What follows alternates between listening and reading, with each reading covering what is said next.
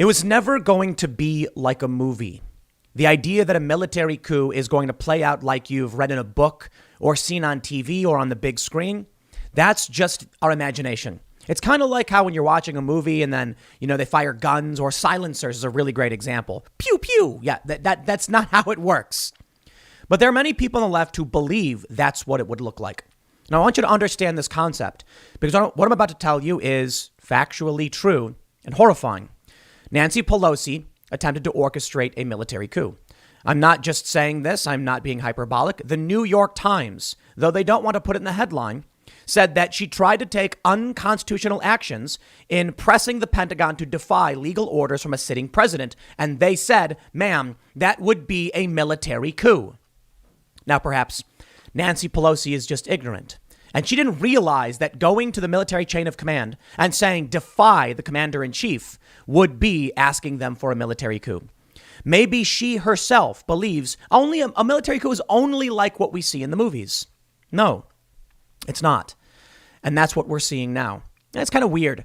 Trump has only about 11 days left in office.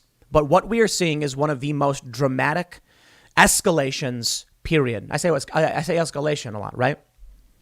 What would you call it when one of the top, I guess you can say Joe Biden is the leader of the Democratic Party, but one of the party's leaders has been advocating for the purge of the political opposition from mainstream society, mass communication devices, financial services, and they go to the most powerful military installation and tell them to defy the sitting president.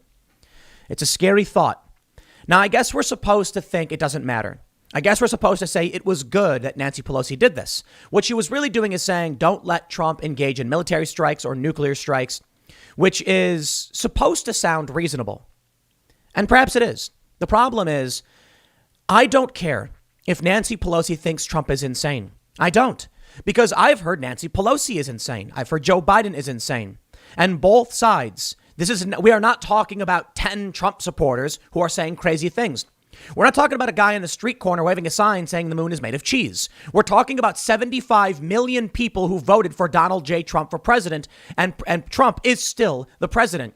And we're talking about Pelosi, who hates the man and tried to remove him in the past, now going to the Pentagon and saying, defy his orders. I don't care if you like or dislike the man. If we are talking about what it means to stage a military coup, this was an attempt. I mean, what if the Pentagon said yes and then made the public announcement, the president's orders will no longer be followed? What would that mean to anybody? The left would cheer, the right would recoil in horror, and the attempt itself is enough to accomplish that scenario. Now, I know the left is probably saying, Tim, dude, Pelosi was trying to stop Trump from going insane. Trump is a mad king. Perhaps. I disagree with the way Trump handles himself. I've often said he's a man of poor moral character and he has defects. And my support for him went only so far as, for the most part, he was trying to remove soldiers from the Middle East. And he was far from perfect on that for a long time. But that doesn't matter. The people of this country voted for the man through a legal process. Everything Donald Trump did throughout his challenging of the election was entirely legal and constitutional. Now, you may disagree with what Trump said on Twitter following the storming of the Capitol. I do. I think it was pathetic. But you can't say he literally incited or encouraged. He didn't. Trump just refused to condemn. And there is a difference. I think Trump should have come out immediately. He eventually did. But everything Trump did in challenging the election, everything Ted Cruz and Josh Hawley and all the members of the House did in challenging the election were legal and constitutional, and dare I say, important and necessary. I've long said, when you have 74 million people, whatever the number is, and they are saying, we see fraud, your response is not to say, shut them up, shut them down, and ban them across the board. Military, defy the president. That's insane. The response is to say, as a nation, we the people, we must reconcile this anger. Hey, Ted Cruz said that. AOC called on him to resign or be expelled.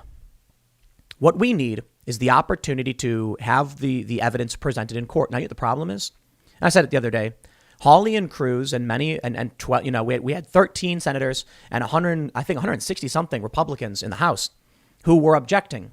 It was the Trump supporters who shut that down. That's on them. That's on them.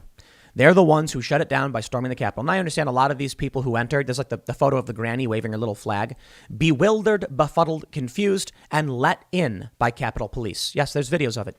But there were many crazy people breaking in. You can see them with zip ties. It was crazy and it was stupid. And absolutely, I am absolutely in opposition to everything that they did. I mean, first of all, it only hurt their cause. But you know my position on this for the most part. It was not effective. It has given the left ammunition. Figuratively. Let me read for you specifically what happened with Pelosi. Before I do, I want to stress something very, very important to all of you. Rasmussen was the most accurate top poll in 2016 in tracking Trump support. Right now, in aggregate, Trump's approval rating is at 43%. That's right. After they said everything he's done has been unconstitutional. After they said he won't drop the lies, 43%. That's his presidential average. It has not changed. The people who support the president support him. Rasmussen reports, as of the 8th, Donald Trump's total approval is 48%, with 35% strongly approving. After everything we saw in the Capitol, Rasmussen is reporting 48% support for the president. This is the most important thing you need to understand. Now, you can disagree and say Rasmussen is biased, but the aggregate from Real Clear Politics, which includes before what happened in the Capitol, but since the beginning of this year and this past week, is 43%. Rasmussen has him at 48. It's actually up from January 5th. Look at this. On the 5th, it was 47. On the 6th, it was 47. On the 6th, the day the U.S. Capitol had people storm in, Trump was at 47. The next day, it reached 49%. The next day, when the media was saying that Trump was instigating, inciting, and all that stuff, demanding he be removed immediately, Trump's approval rating went up. So Nancy Pelosi comes and she says, do not obey lawful commands from the commander-in-chief. The New York Times says this: Pelosi pressed Pentagon on safeguards to prevent Trump from ordering military action. But short of the cabinet invoking the 25th Amendment or impeaching and convicting the president, it would be unconstitutional to defy legal orders from the commander-in-chief, experts note.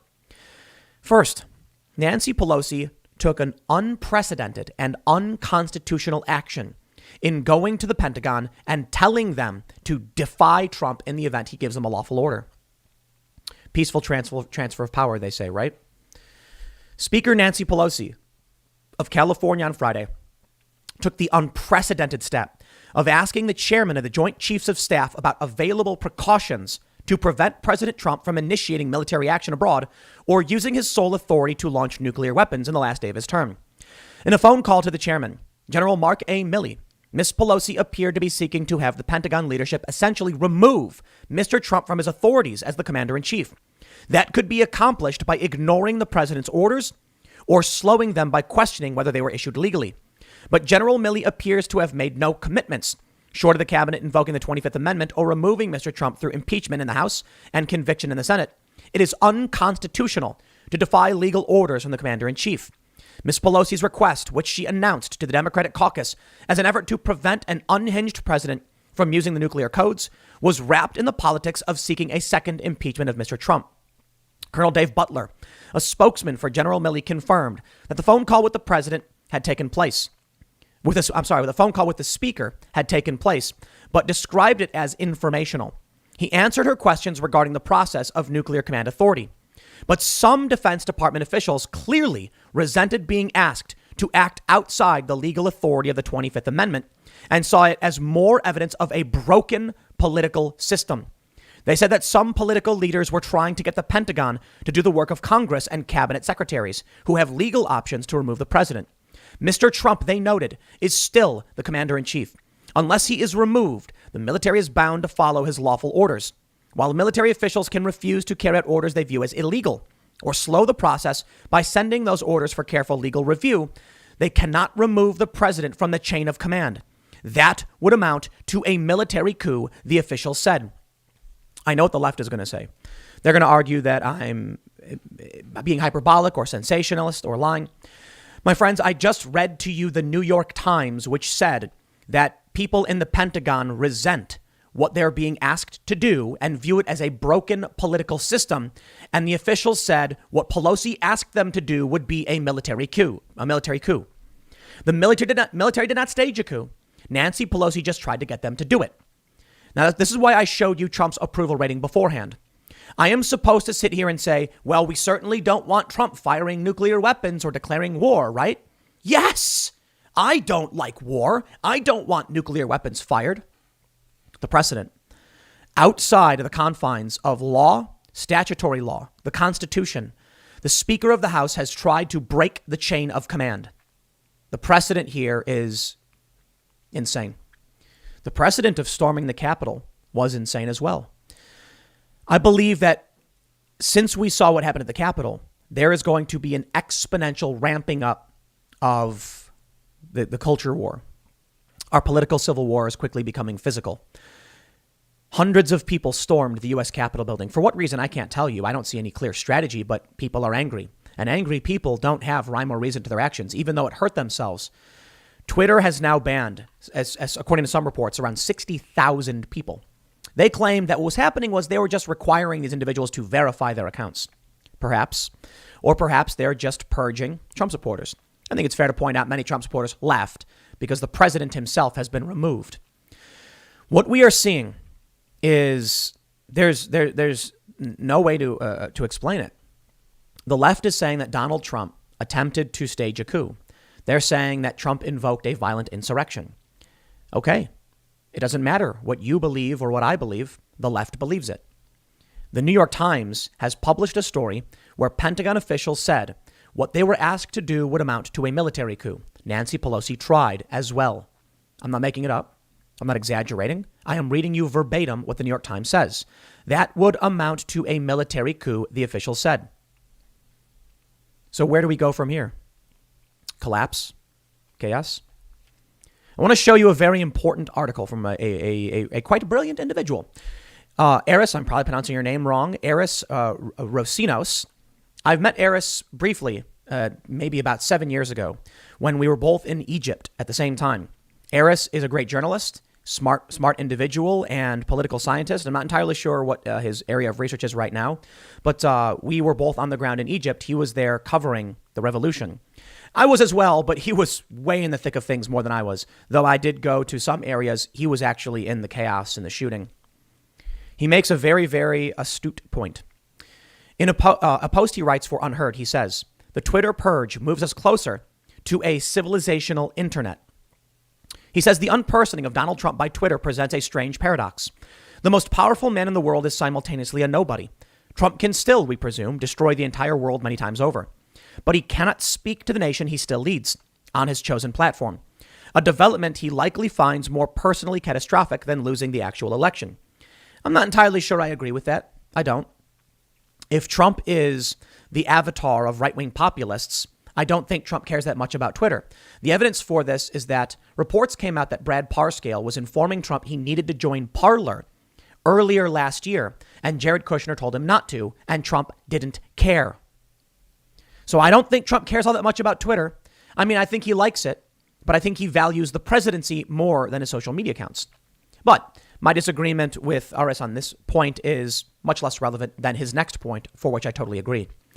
RS says, there's no point American conservatives whining about free speech or unfairness or hypocrisy. American politics has moved beyond such abstractions, whatever anyone involved claims to think. It's as pointless as complaining about the dissonance between the policing and reporting of one side's riots versus the other. Each side wants their riots supported by the state and the other side's quashed. Their own rioters handled with kid gloves and the other side's shot. There's nothing deeper to it. There are now two popular factions who hate each other and wish for the other's total destruction. Trump and Biden are just the avatars in wrinkled flesh of the two opposing popular wills. Spot on. 100%. Aris, dare I add, on the right, however, you actually have a tacit agreement between moderates and the right-wing faction that would support Donald Trump. There are many staunch conservatives and fringe conspiracy theorists, of which make up a smaller portion of the right. And they would defend Trump no matter what. Many of these individuals are quite upset with me over my statement several times that Joe Biden had won and that he was going to be the next president. They didn't like that, and they began, criticizing me and attacking me.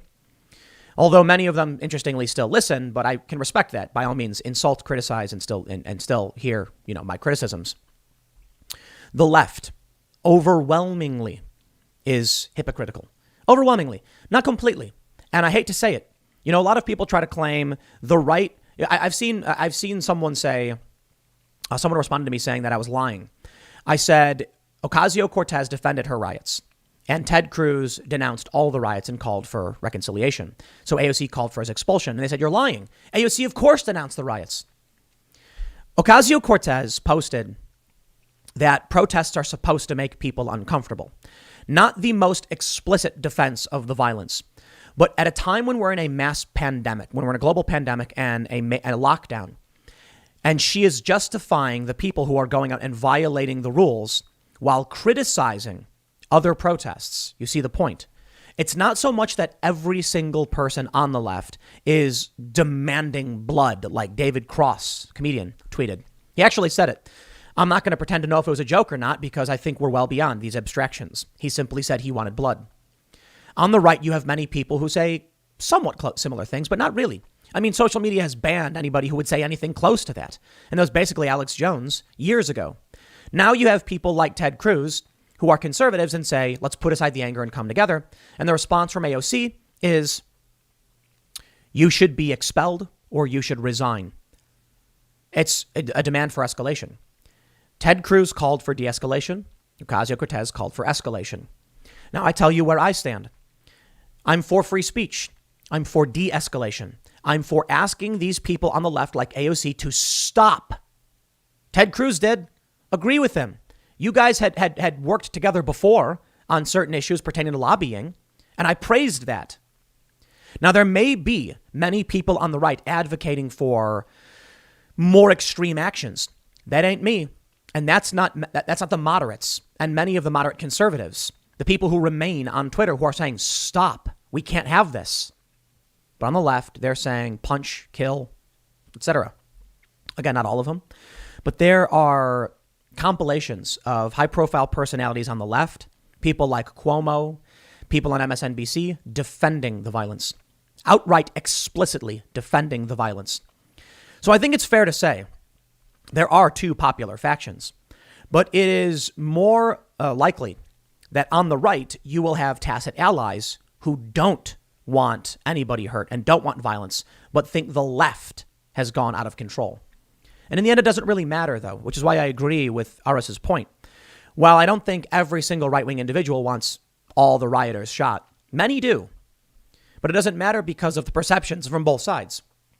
The left will tell you. The right is all MAGA lunatics, 74 million, and they're crazy. You'll see comments from left-wing personalities who are prominent on YouTube saying either they disappear or we do. And then you'll have comments from supposedly the right. They call me right-wing. And I say, please, everyone, stop fighting. Please chill out and learn to live in peace. You'll hear comments from the likes of Michael Malice, who says peaceful divorce. It's not impossible. We can do it. And people like Luke Rudkowski, who says the same thing. The people who are advocating for free speech and calling out this behavior want peace. Not all of them, but we're all considered the right for whatever reason. And I think it's because the left is dogmatic and collectivist. So when we say left and right, perhaps not perfect, but this is where we are. Rage at the Capitol assault makes excuses for summer riots all the more disgraceful. Andy No writes that what we saw in the Capitol was all in service of an absurd political demand, reversing the outcome of an election. He says, now where had I witnessed such scenes before? The answer, in blue-governed cities in my native Pacific Northwest, throughout last summer and into the fall and winter. Did you know that Ted Wheeler, the mayor of Portland, was recently punched in the face? Antifa went to the executive of their city and punched him in the face. They had tried barricading the entrance and exit to a police department and burning it to the ground. While they haven't been going to the seat of the U.S. Democratic institution, They have gone to many different institutions in their own cities and many institutions related to governing. And they tried destroying them. And they were trying to seize power. They were setting up autonomous zones. And that was praised.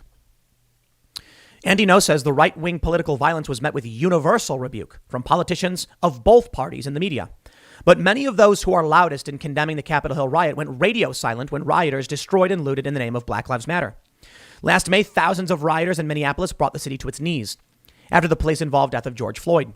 Over 3 days, rioters burned down a police station, looted hundreds of businesses, and burned entire neighborhoods to the ground. Mass street violence also broke out in D.C., New York, L.A., Seattle, and dozens of other cities.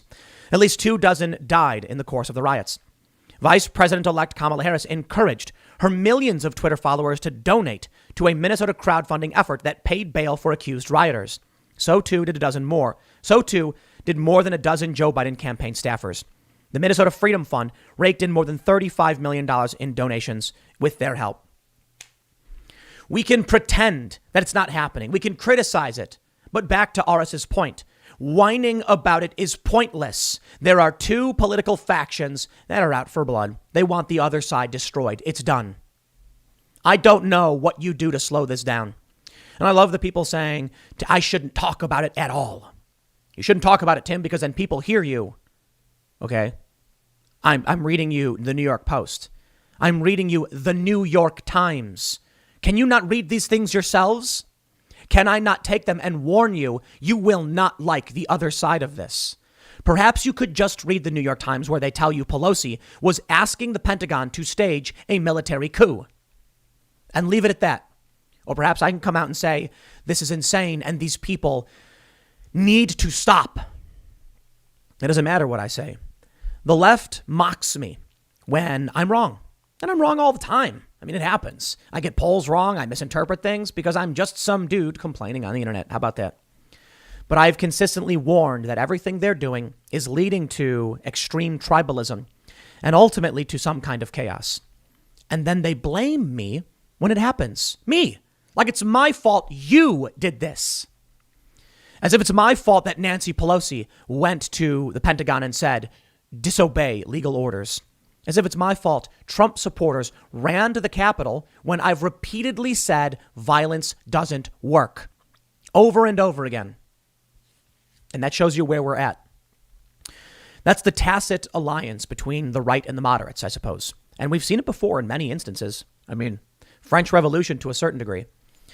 When I say this is bad and you don't want this and you will not come out the other side happy with the results, there are a lot of people who don't care what I have to say, and both sides have been mocking me relentlessly. And then there are moderates and regular individuals who, I guess, agree. I'm not saying the left and right aren't necessarily regular individuals. The polarization is reaching everybody. But it's getting outright crazy.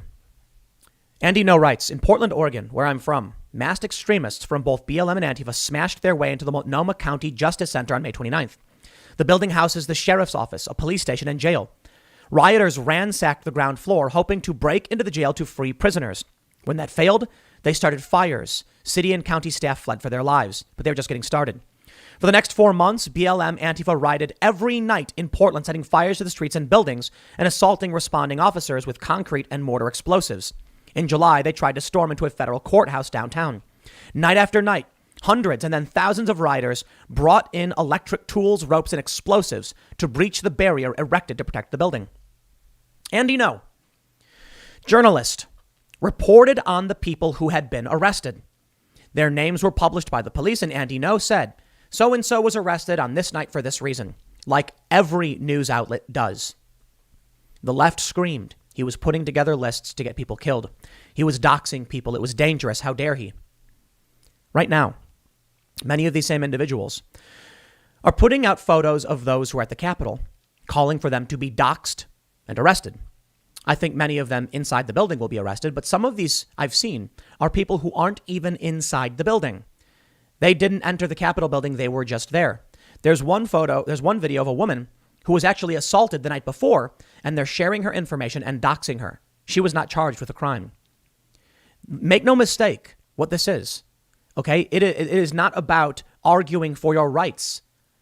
They don't care. It's not going to happen. You're not going to convince Twitter. It's over. It's done. It's been that way for a long time.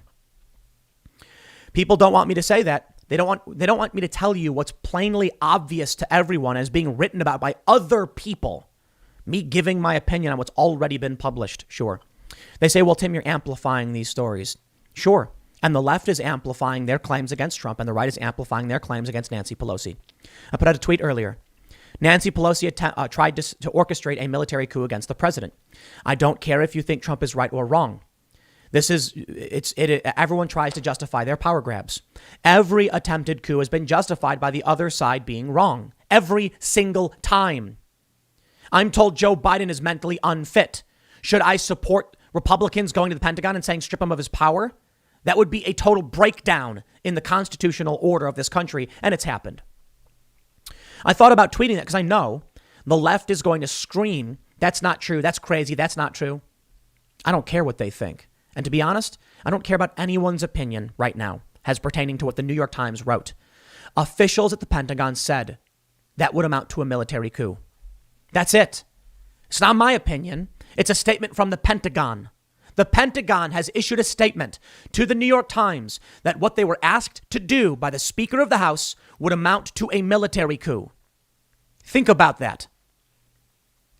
Andy No goes on to write about how the media was no better. He ends his op-ed saying this. Those showing righteous indignation now, only months or weeks ago, argued that the riots were mostly peaceful and that vandalism and looting don't count as violence. That's the problem with political irresponsibility. Once the law grants quasi-authorization to hitherto prescribed conduct, there's no telling how events might spiral. And he is right. Do you think it ends here? Let me show you the story from Vulture. Ariel Pink dropped by record label Mexican Summer after attending Trump Capitol rally. This is a man. I'm not very familiar with his music. He attended the rally at the Ellipse, not the storming of the Capitol. The rally was just people in a park waving little flags as Trump basically said, his last piece. That was it. Because someone said he was there, they have removed him from his label. Josh Hawley, a sitting U.S. senator, wanted to object to the electoral process, to certain electoral votes, based on concerns that the states did not follow the Constitution. Everything he did was legal and constitutional. He has been removed by Simon & Schuster, a large book publisher. They have canceled their contract with him.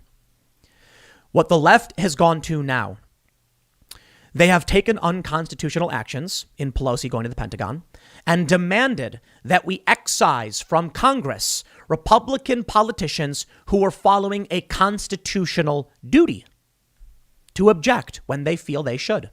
Their objections would not have been outside the confines for what the Constitution allows. But what Nancy Pelosi did is outside the confines. And don't get me wrong, the storming of the Capitol is so far beyond absurdity, absolutely outside the confines of anything. People going in there thinking they were going to stage a revolution, calling it a revolution, that's insane. But Trump didn't tell them to do that. Trump told people to march, to show up to protest. That's constitutional. So they call it stochastic terrorism, that Trump knew what would happen, that Trump is a fascist. I hope you've been paying attention to what I've been saying at the very least in reference to this conflict. I can't predict what the establishment machine will do or how the inner workings will produce results. But I can tell you quite a bit about how humans behave and how the dominoes are falling down. When I look at polls, it's hard to know if those polls are true and accurate. But when I look at a video of people fighting in the streets, of a Trump supporter being shot twice in the chest by an anti-fascist, by Antifa, you can only see that it's an escalation from where we were before, and there is literally no evidence to suggest there will be de-escalation. Following everything we've seen, Nancy Pelosi thought it appropriate to call on the military chain of command to break that chain and effectively remove Trump. And they're upset about it. Good on them. And this is where we're heading now. Twitter has blocked the president from posting through the official POTUS Twitter account. This happened last night while we were live at the Timcast IRL, on the Timcast IRL podcast. Donald Trump was permanently banned, but they did not remove at POTUS, President of the United States. And Trump issued a statement about big tech censorship. saying that, as I have been saying for a long time, Twitter has gone further and further in banning free speech. They have coordinated with Democrats and the radical left in removing my account from their platform to silence me and you, 75 million great patriots who voted for me. They said something to the effect of calling them great patriots was incitement. They said something to the effect of a planned event on the 17th, which I've heard nothing about. I think they're just making things up. I think they are now restricting the president from speaking because what we're looking at is a cultural coup. Some estimates say 60,000 people banned from Twitter. Parler has been removed by Google Play. They will not allow you the platforms to speak. They will sever lines of communication. They will take your access to finances. And I'm probably on the chopping block just a little bit further back than some people. Smart conservatives bowed out weeks ago and are essentially not saying anything for the time being. Maybe after this settles down a little bit, they'll still exist, at least for a little bit before they finally get purged as well. I've been warning of something like this for a long time. And I said they would sever the lines of communication. Well, here we are. They're just going to say it, and they're going to keep doing it. And that's why I bring it back to the point Aris made. There's no point to American conservatives whining about free speech or unfairness or hypocrisy. I think by now we know about it. And I think by now you should realize this is escalating beyond anyone's control. My recommendation for people is to be self-sufficient, to be independent, to leave these cities, find somewhere in the middle of nowhere, and just get back to basics. That's what I'm going to do. I'm going to farm. I'm going to, play video games, play music, skateboard, and try and be reliant on myself as much as possible because of what I fear will happen with these political factions. I don't want to be involved in your conflict. I just want life, liberty, and the pursuit of happiness. The problem is this will eventually encompass everyone because you can't escape these things. You look at what happened in the revolution. Most people in the colonies didn't want to go to war, but there wasn't enough opposition. The largest voting faction was in favor of independence, not the majority. People need to realize that. And when you look at the Civil War, most people didn't think it would happen. The famous story of the people picnicking on the hillside near Fort Sumter, am I getting it wrong? And not realizing what they're about to witness. And regular Americans right now, not caring, not knowing, or blindly following one or the other political factions. Being in the know is the best thing you can do. Being prepared for yourself and just getting out of these cities, being self-sustainable. I guess, the best thing that comes after all of this, look, relying on yourself is the best thing you can do. Stop relying on government. Stop relying on other institutions to support you and to get you what you need when you need to do it for yourself. That will help heal the planet. The left should like that. It should get people far away from these dense, overpopulated areas and perhaps help calm things down. But Joe Biden's saying that he's got a new sweeping domestic terror law coming in. He's talking about extended lockdowns. The rage will not subside. The removal of the president and the suspension of the president of the United States is shocking and terrifying. And I don't think you realize just how serious this has become. What Nancy Pelosi did is one of the scariest things I've ever seen. I'm not kidding. Donald Trump didn't explicitly tell anybody to do anything. I disagree with his rhetoric. I think he should have condemned the storming outright and immediately. He passively did. He said, go home and in peace. What Nancy Pelosi did is that escalation. And I don't know how Trump, comes back from this, but I can only imagine that every action has an equal and opposite reaction that contributes to the dramatic escalation. I'll leave it there. I'm going to be taking the rest of the day off. Just things are crazy. But it may be in the future. Saturdays are really rough days as it is, And I think Saturday may be a more chill day moving forward. And if you haven't already, go to youtube.com/TimcastIRL. Check out the live podcast show. We're going to be putting a lot more planning into that, expanding that show. It's growing rapidly, so please subscribe. It's awesome. You'll love it.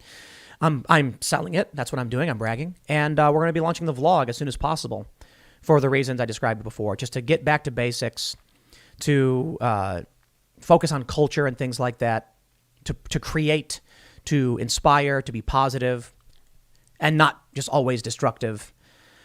Maybe it's too late to stop the train we're on. Maybe we fell off the cliff a long time ago, and I hope, we can get through this peacefully. I don't think so. And I'm not saying it's a good thing, it's a bad thing, and you will not want, you don't want, trust me. Those who have seen conflict and crisis know just how bad it really gets. There are certainly some people who think they can handle it. And there are some people who know they can because they've been in war. But I would say 90+%, 99% will come to rue the day they advocated for what is happening right now. I'll leave it there. If you haven't already, you can check out the Timcast IRL podcast on iTunes and Spotify, as well as the Tim Pool Daily Show on iTunes and Spotify and all podcast platforms. And thanks for hanging out. I will see you all tomorrow at 10 a.m. on this channel.